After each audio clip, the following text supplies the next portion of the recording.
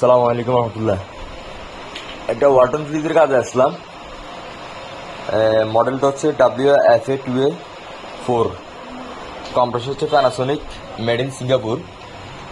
তো এইসব রিলে তো সহজে নষ্ট হয় না, যে প্যানাসোনিকের রিলে সহজে নষ্ট হয় না।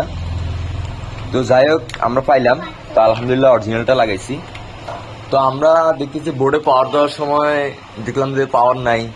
মনে করছি যে না কোনো, যে আমাদেরই কোনো সমস্যা হয়েছে।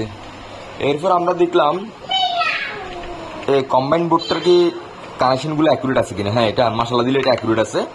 এই ফেজ লাইনের ভিতরে ব্ল্যাক কালার দিচ্ছে, আর নিউট্রালের ভিতরে রেড কালার দিচ্ছে। না, কালারিংটা কোনো সমস্যা নেই।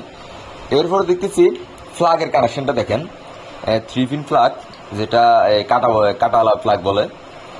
তো এটা কানেকশনটা কষ্ট করে দেখেন, মানে আর্থের ভিতরে আপনার ফেজটা দিচ্ছে বা নিউট্রালটা দিচ্ছে, এখানে একটা XYZ, আবার এখানে এটা দিছে, মানে ডান সাইডে ব্ল্যাঙ্ক রাখি দিছে।